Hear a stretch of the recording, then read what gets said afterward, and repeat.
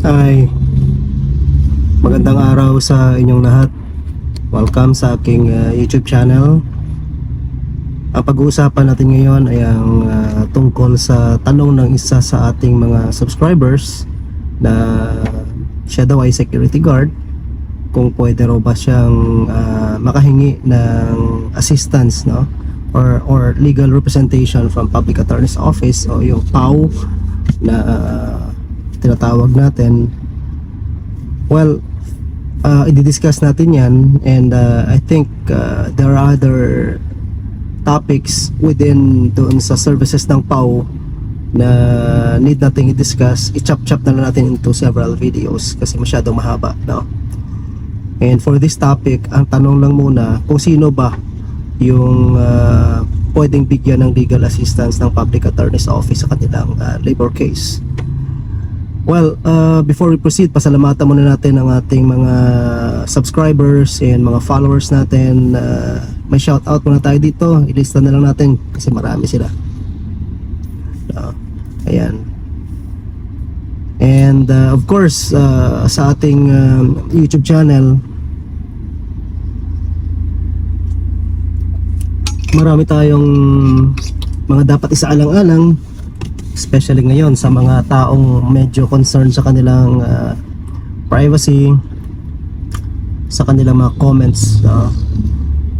Mabuti na yung may rules tayo, kaya panoorin nyo rin ang ating YouTube rules nandito.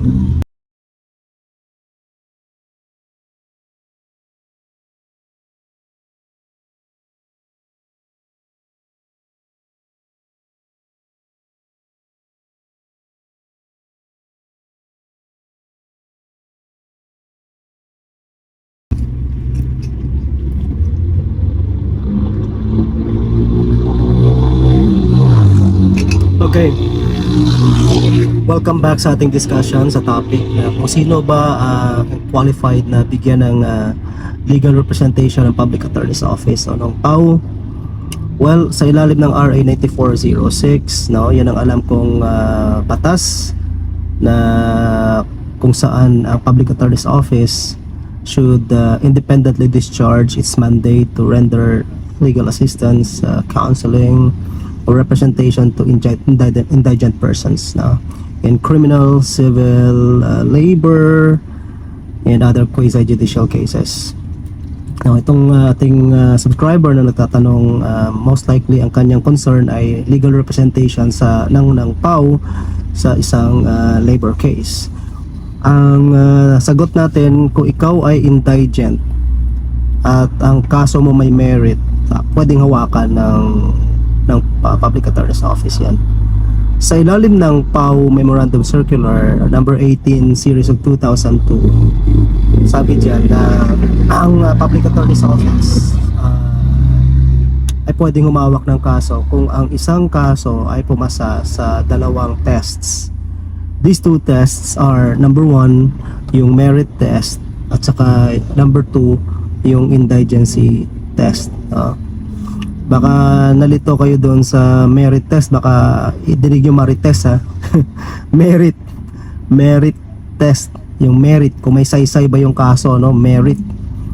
Pag sinabi mo kasing merit, ang Public Attorney's Office sa ilalim ng PAO MC series of 2002, titingnan niya yung kaso mo based on evidence and law, kung kailangan bang i-represent ng Public Attorney's Office yan, kung kailangan na mag-render ng services or legal assistance, no? Diyan nila malalaman kung may saysay yung iyong reklamo at dapat ba nilang i-represent yung ikaw, yung kaso mo, considering yung justice na hinihingi, no? But of course, in the case of criminal cases, that will be different, because in criminal cases, alam naman natin na meron tayong constitutional protection sa mga taong inaakusahan criminally, na meron silang presumption of innocence, no? So with that means na ang mga criminal cases talagang kinoconsider ng Public Attorney's Office yan na meritorious, kasi presumed innocent ang isang tao, eh. But in some other cases, walang ganong presumption, no? In labor halimbawa, kailangan mo talagang patunayan ang kaso mo by substantial evidence. So PAO will definitely look for pieces of evidence na masabi mo, mapapatunayan mo or pwede magpatunay sa kiniklaim mo sa labor, no? Yun ang merit test, kasi walang presumption of substantiation dyan sa labor cases. You really have to prove that the burden is on the part of the employee with respect to certain issues, no? Especially halimbawa sa dismissal, illegal dismissal, kailangan muna bago mo ma-claim na ikaw ay legally dismissed, patunayan mo muna na mayroong dismissal talaga sa'yo, no? So that's why PAW will probably ask for a copy of the termination notice or letter to you, no, kung talagang na-terminate ka. Kasi pag wala, walang illegal dismissal to speak of, kasi wala namang fact of dismissal na napapatunayan. Parang ganon, ano? And there are so many other things, like nag-claim ka ng overtime, you should show proof na meron kang overtime work. Meron ka halimbawang claim for rest day pay, yung mga ganyan, no? So those extraordinary benefits are benefits incurred not in the ordinary course of business. Kailangan may proof ka. So most likely ang PAW hahanapan ka ng mga patunay na yan. Of course, we're not saying na all issues sa isang labor dapat ikaw ang mag-provide ng proof, kasi may mga items naman dyan sa labor cases na ang burden naman sa employer to prove. For example, kung napatunayan ng empleyado yung fact of dismissal, ang susunod niyan, si employer naman ang magbibigay ng proof na valid ang kanyang pagtanggal sa empleyado. Merong just cause at merong observance of the procedural due process. Now, there are benefits na hindi na kailangan patunayan ng empleyado. Halimbawa, yung payment of wages, no? Pag sinabi ni employee na hindi siya nabayaran, mere allegation lang minsan, pwede nang tingnan yan, as long as merong proof na talagang nagdi-DTR siya noong mga panahon na yun, ano? Or pumapasok siya sa kumpanya, or nandun siya, nag-report siya. Kung wala man silang DTR, may proof siya na pumasok siya, so that means kailangan siyang bayaran. Pagdating sa mga 13th month pay, kasi ito mga talagang ano na yan, legally mandated benefits, no? Sa service incentive leave, kapag naka 1 year na siya, ito yung mga benefits na mandated by law, legally mandated by law. Kaya ito ang burden dito sa employer to prove payment, no? Yan, yung mga ganon. So meron tayong merit test. Kapag pasado sa merit, ibig sabihin may merit yung kanyang kaso, may ebidensya siya sa labor. Or kung criminal cases naman, automatic na yon kasi presumed innocent nga siya. Let's go now to indigency test. Ano naman yung indigency test, no? Sa ilalim naman ng PAW, again, Memorandum Circular 18 as amended, no? Na-amend nila yan in 2010 yata, no? Pursuant to RA 9406, no? Ang nakalagay dyan na ang isang tao ay considered indigent, number one, kung kino-consider yung mga survey sa consumer basket, mga ganyan, yung expenses, etc. Kung siya ba ay nag-uwi ng income na 14,000 per month sa Metro Manila.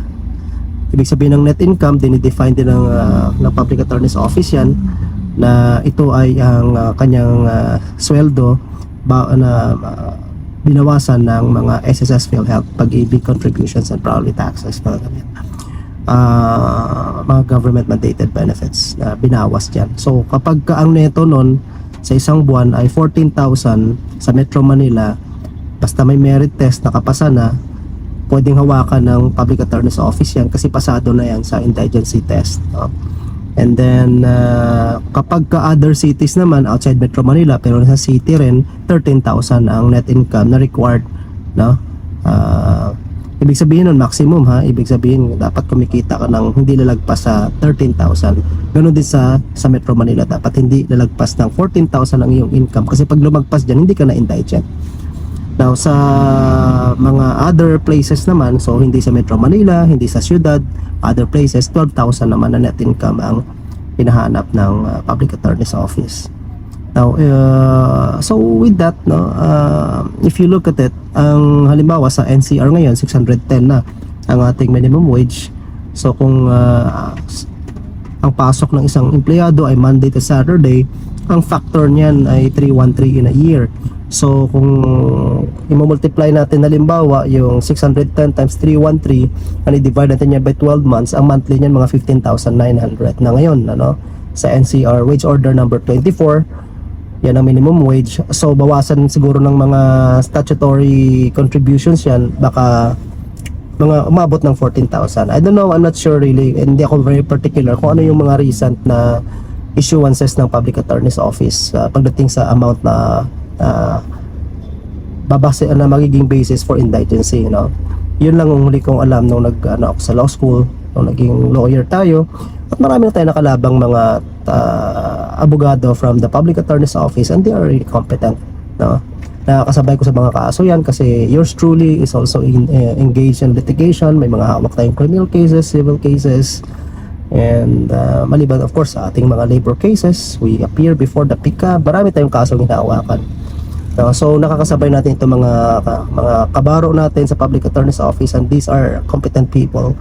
Maraming magagaling na abogado dyan, naging fiscal, naging judge na. So yun guys, so yung ating subscriber na nagtatanong kung siya ba entitled, yun ang ating sagot. Kailangan maipasa mo ang merit test and indigency test para ikaw ay i-represent ng Public Attorney's Office sa iyong kaso.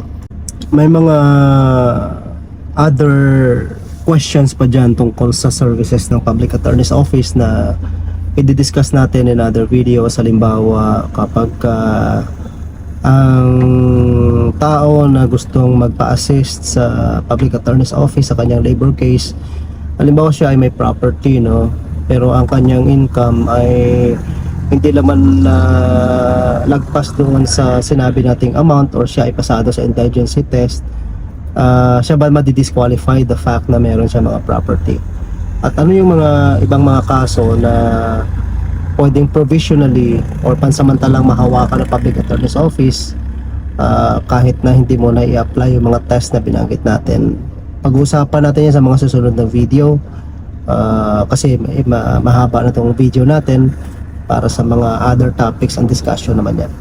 So with that, thank you very much for watching, and I hope to see you in the next video. God bless.